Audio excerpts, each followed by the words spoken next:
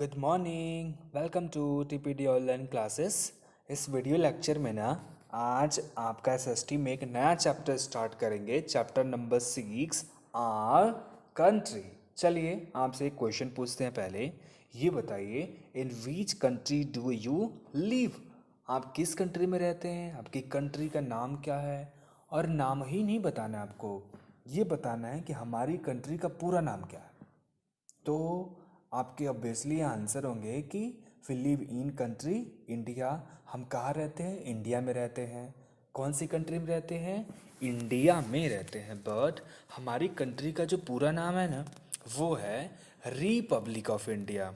क्या है? Republic of India. Yes, ये हमारी कंट्री का पूरा नाम है। तो हमारी कंट्री का पूरा नाम हो गया रिपब्लिक ऑफ इंडिया। ये जो चैप्टर है ना, आ कंट्री, इसमें हमको 3 टॉपिक्स पढ़ने हैं। पहला चीज़ कि नेशनल सिंबल्स, सेकंड पढ़ना है नेशनल फेस्टिवल्स, एंड थर्ड पढ़ना है इंडियन रूपी। अब एक ज़रा बात आप सोचिए दिमाग में, आप रहते इंडिया में, आप जो है कहीं घूमने के लिए गए किसी दूसरे देश में, तो जो लोग दूसरे देश में रह रहे होंगे आपसे पूछेंगे ना कि आप इंडिया में रहते हैं, तो बताइए आपका क्या सिंबल है, क्या आप इंडियन हैं, क्या पहचान है आपकी? तो आप बताएंगे ना कि ये मेरा ही सिंबल है। ऐसे सिंबल्स को हम लोग बोलते हैं क्या? National symbol. जो पूरे के पूरे देश में सभी लोग उस सिंबल्स के नाम से जाने जाते हैं, या सभी लोग उस चीज़ों को मानते हैं। ठीक है। Our country India is 7th largest country in the world. हमारी जो कंट्री है ना, लार्जेस्ट यानी बड़ा, तो बहुत सारे देश होंगे, बहुत सारे बड़े बड़े देश हैं।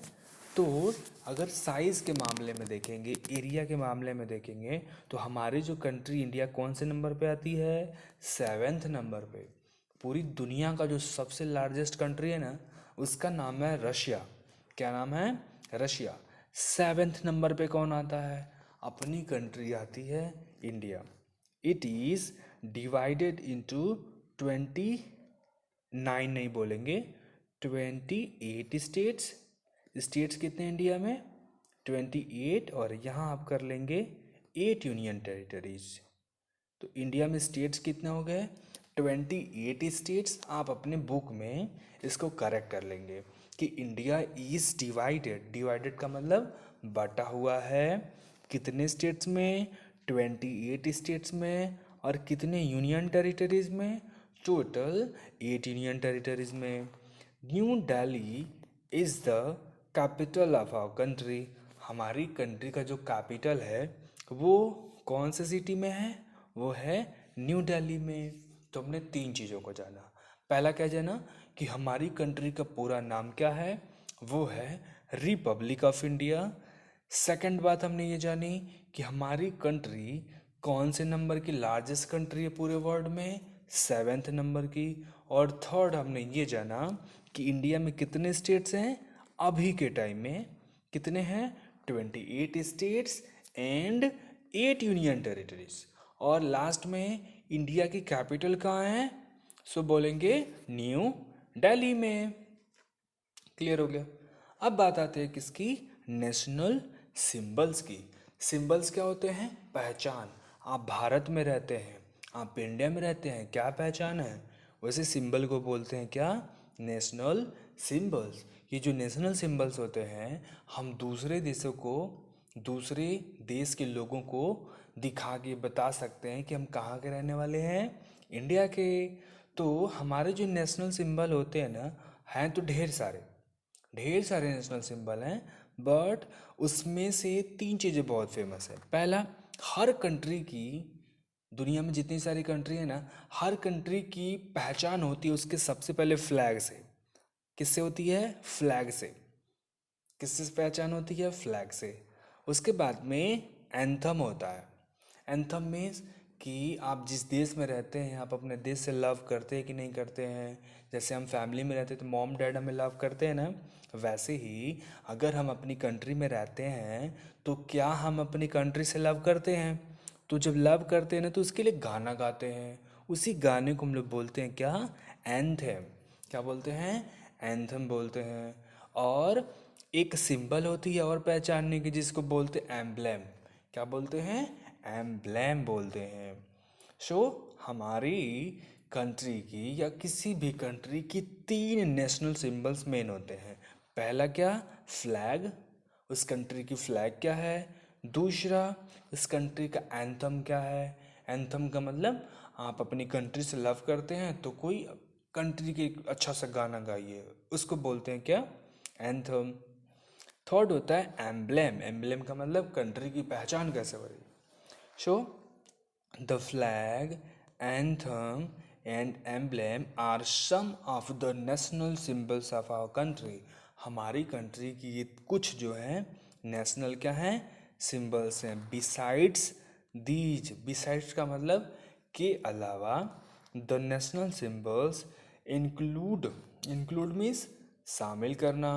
जब ये लेक्चर देख रहे हैं ना आप, तो क्या करेंगे? पेंसिल ले लेंगे, बुक ओपन कर लेंगे, जो मीनिंग्स बताई जा रही है उसकी वर्ड मीनिंग आप कॉपी पे या बुक पे जरूर लिख लेंगे पेंसिल से।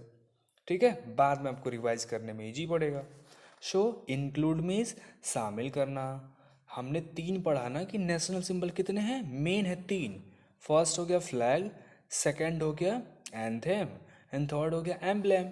लेकिन इसके अलावा भी कुछ है, जैसे नेशनल एनिमल। बहुत सारे एनिमल हैं कंट्री के अंदर में, लेकिन एक कंट्री का एक नेशनल एनिमल होता है। तो कौन सा नेशनल एनिमल है?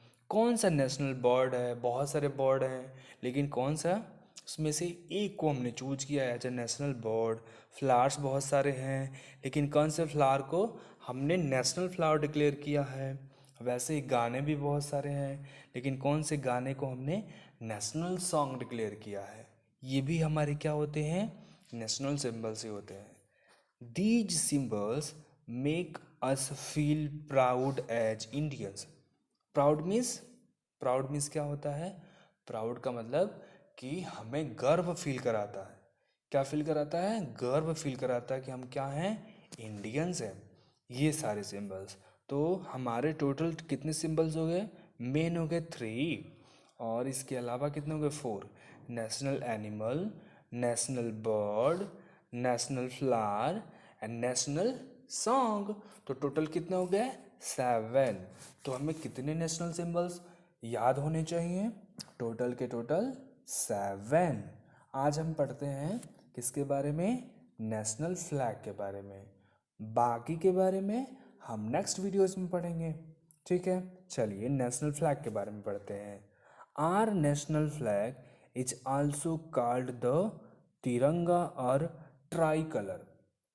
हमारा जो नेशनल फ्लैग है ना, यहाँ देखिए इसका पिक्चर बना हुआ है साइड में। तो कितने कलर दिख रहे हैं? First, second and third. कितने कलर दिख रहे हैं? 3 कलर्स दिख रहे हैं। इसीलिए इसको हिंदी में तिरंगा बोलते हैं या इंग्लिश में ट्राई कलर बोलते हैं। Clear? It is divided into 3 equal parts. Deep saffron on the top, white in the middle and dark green at the bottom. Divided means बटा हुआ। ये जो हमारा फ्लैग है ये 3 इक्वल पार्ट्स में डिवाइडेड है। सबसे टॉप पे देखेंगे तो कौन सा कलर है? Deep saffron. सैफरॉन मीन्स केसरिया कलर होता है। तो जो केसरिया कलर है वो डार्क है, गहरा डार्क है, टॉप पे मिलेगा। सेंटर में कौन सा कलर मिल रहा है हमें? वाइट कलर मिलेगा। एंड मिडल में डार्क ग्रीन, डार्क ग्रीन कहाँ मिलेगा हमें? बॉटम में, निचले हिस्से में। यानी हमारे नेशनल फ्लैग में 3 कलर्स हैं, इक्वल पार्ट्स में डिवाइडेड हैं। फर्स्ट सबसे टॉप पे है डीप सैफरॉन कलर, मिडिल में हो गया white colour and down side में कौन सा हो गया? Dark green colour. At the centre of the white band, ये जो बीच में हिस्सा है ना, बीच वाला जो वाइट बैंड है, इसके बीच में आपको एक चक्री दिखेगी गोल सा ऐसे। So white band there is a navy blue wheel. यहाँ पे नेवी ब्लू कलर का एक व्हील, एक चक्र मिलेगा विथ 24 स्पोक्स। स्पोक्स मीन्स तिल्ली। इसमें कितनी तिल्लियाँ मिलेंगी? 24। कितने मिलेंगी? 24। This is also called the Ashok चक्र। इसे क्या बोलते हैं हम लोग? अशोक चक्र भी बोलते हैं। किसको बोलते हैं? जो बीच में ऐसे चक्र मिली हुई है आपको, व्हील है जिसमें कितने स्पोक्स हैं? 24। इस स्पोक्स को, इस व्हील को एक साथ क्या बोलते हैं? अशोक चक्र बोलते हैं। ये जितने भी कलर्स हैं ना, सारे कलर्स की कुछ ना कुछ मीनिंग है। जैसे सबसे ऊपर में कौन सा कलर है? Saffron colour. Saffron colour denote करता है किसको? सेक्रीफाइस को। सेक्रीफाइस मीन्स क्या होता है? बलिदान हिंदी में। क्यों? क्योंकि हम जिस देश में रहते हैं ना, इस देश पे कुछ सालों पहले दूसरे देश के लोगों ने हमको गुलाम बना लिया था, हमारे देश पे कंट्रोल कर लिया था। तो जब वो लोग हमारे देश में थे ना, तो हमारे देश के लोगों को परेशान करते थे। तो हमारे देश के लोग उनके साथ ढिसुम ढिसुम किए। ढिसुम ढिसुम करने में कई लोगों को गोली लग गई, तो उन लोगों की डेथ हो गई। जो डेथ हो गई तो वो क्यों हुई? वो लोग ये चाहते थे, हमारे देश के लोग, कि दूसरे देश के लोग जो हमारे देश में रहना छोड़ के भाग जाए, हमें आज़ाद कर दे, हमें फ्रीडम दे दें। तो इसके लिए उनकी जान चली गई। तो जब जान चली गई नहीं, तो हमें बहुत बुरा लगा कि हमने उनके लिए कुछ नहीं किया। वो लोग बेचारे लोगों की जान चली गई और वो लोग अभी कंट्री में है नहीं। तो उनको हम डिनोट करने के लिए, उनको याद करने के लिए अपने फ्लैग में कौन सा कलर हमने डाल दिया? Saffron colour. सैफ्रॉन कलर क्या बताता है हमें? ये बताता है ना कि हमारे कंट्री को फ्रीडम दिलाने के लिए, इंडिपेंडेंस दिलाने के लिए बहुत सारे लोग ढिसुम ढिसुम ढिसुम करते करते उनकी डेथ हो गई थी। उन्होंने हमारे देश के लिए क्या कर दिया? अपनी लाइफ को सेक्रीफाइस कर दिया, लाइफ को बलिदान कर दिया, सेक्रीफाइस कर दिया। ठीक है, इसलिए डीप सैफ्रॉन कलर क्या बताएगा? सेक्रीफाइस को। सेंटर में देख रहे हैं ना, वाइट कलर। वाइट कलर ये बताता है कि हम ना लड़ाई झगड़ा बिल्कुल नहीं चाहते। हम चाहते हैं हमारे देश में क्या बनी रहे? शांति बनी रहे। हमको किसी के साथ वॉर नहीं लड़ना पड़े, हमारे देश के लोग शांति से रहें। तो वाइट कलर जो है ये किसको दिखाता है? पीस को। पीस मीन्स शांति। पीस मीन्स शांति, कि हमें किसी के साथ लड़ाई झगड़ा नहीं करना है। हम अच्छे बच्चे हैं। अगर क्लास में आप बोलते हैं ना कि हम बहुत अच्छे बच्चे हैं, तो आप वाइट कलर के कपड़े पहनिए। वाइट कलर क्या डिनोट करता है? पीसफुल मैनर को, हार्मोनी को। ठीक, लास्ट में कौन सा कलर दिख रहा है आपको? Green colour. ग्रीन कलर जो है ये बताता है प्रोग्रेस को। प्रोग्रेस मीन्स वृद्धि। प्रोग्रेस मीन्स वृद्धि। आप बहुत धनी हो जाएंगे तो आपकी बढ़ोतरी होगी ना। वैसे ही हम क्या हुए कि हम अपने देश में शांति चाहते हैं, और हम ये चाहते हैं कि हमारे देश की क्या हो? वृद्धि हो, चारों तरफ रोड बने, लोग खुशहाल रहें, लोगों का धन बढ़े। तो ग्रीन कलर क्या दिखाता है? चारों तरफ हरियाली को और प्रोग्रेस को। तो सैफ्रॉन कलर सेक्रीफाइस को डिनोट करता है, वाइट कलर पीस को, एंड जो ग्रीन कलर है ये किसको डिनोट करता है? ये ग्रीन कलर जो है प्रोग्रेस को डिनोट करता है। चारों तरफ ग्रीनरी रहे, इसको डिनोट करता है। बीच में एक चक्र मिली थी ना, चक्र में कितने स्पोक्स थे? वो थे 24। तो ये बताइए, वन डे में कितने आवर्स होते हैं? 24 आवर्स होते हैं ना। तो हमने क्या किया कि अपने चक्र में 24 स्पोक्स रखे। क्यों रखे? एक स्पोक एक घंटे को डिनोट करता है, 1 आवर को डिनोट करता है। यानी हम ये चाहते हैं कि हमारा देश 24 घंटे प्रोग्रेस करे। 24 घंटे क्या करे? प्रोग्रेस करे, 24 आवर्स प्रोग्रेस करे। इसलिए अशोक चक्र में कितने स्पोक्स हैं? 24। इतनी बात आ गई समझ में? तो अभी के लिए इतना ही रखते हैं। आप सभी चीज़ों को क्या करेंगे? फिर से रिवाइज करेंगे। ठीक है, थैंक यू। आप होमवर्क भी करेंगे। होमवर्क में वर्ड मीनिंग लिखनी है, और जो हो इसमें इम्पोर्टेंट पॉइंट्स हैं उसको कॉपी में नोट डाउन करना है। Thank you.